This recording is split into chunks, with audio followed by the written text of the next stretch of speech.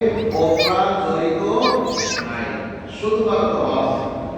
ভিন্নতা কি? ভিন্নতা হলো আপনি যে ইহরাম করবেন সেই ইহরাম আপনি কোথা থেকে করবেন, বাসা থেকে করতে পারেন, এয়ারপোর্টে গিয়ে করতে পারেন, যদি ট্রানজিট থাকে, যদিও হজে ট্রানজিট নাই, ট্রানজিট থাকলে আপনি যেখানে ট্রানজিট সেখানেও করতে পারতেন।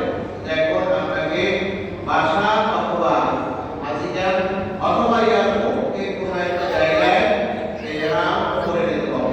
ইহরাম করার পরে আপনি মক্কায় চলে যাবেন।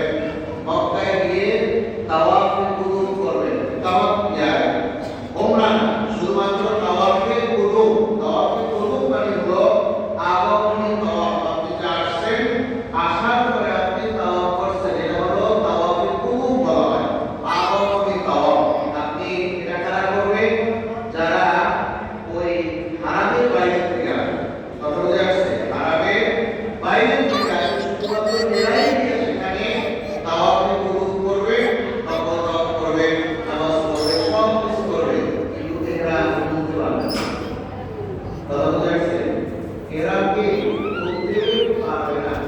এবং ইহরাম অবস্থায় যে সব কার্যাবলী নিষিদ্ধ, ওই সব কোনো ধরনের কার্যাবলীতে অংশগ্রহণ করা দূরের কথা, ইশারা ইঙ্গিত করাও যাবে না। ওই ইহরামে আপনাকে থাকতে হবে কতক্ষণ পর্যন্ত? একদম হজ শেষ হওয়ার আগ পর্যন্ত। কথা বুঝে আসছে? তাহলে ইহরাম, যেই ইহরাম পরিধান করবেন, এই ইহরামে আপনাকে থাকতে হবে। ওখানে গিয়ে শুধুমাত্র তাওয়াফে কুদুম করবেন, এরপর নফল তাওয়াফ, এখানে যা কিছু আছে, নামাজ, কোরআন তেলাওয়াত, গোসল, ইহরাম চেঞ্জ করা, সব কিছুই করতে পারবেন। তবে গোসলের সাবান ব্যবহার করা যাবে না। তারপরে তারপরে চতুর্দিকে কিন্তু আতর লাগায়, ঠিক আছে?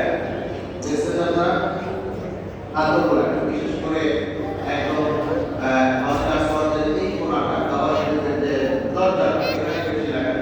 তারপরে নিয়ামতি প্রতি হজরত সওয়াদ পুরা গ্রামে করা, একদম গ্রামে ওখানে মাতোয়ারা অবস্থা। তো এই ইহরাম অবস্থায় কাবা ঘর স্পর্শ করা এই কারণে যাবে না, যেহেতু সেম দেওয়া আছে, আতর দেওয়া আছে। এই আতর আপনি যদি আতর অল্প করে স্পর্শ করেন, ইহরাম আপনার শরীরে লাগবে কিনা? আপনি লাগাই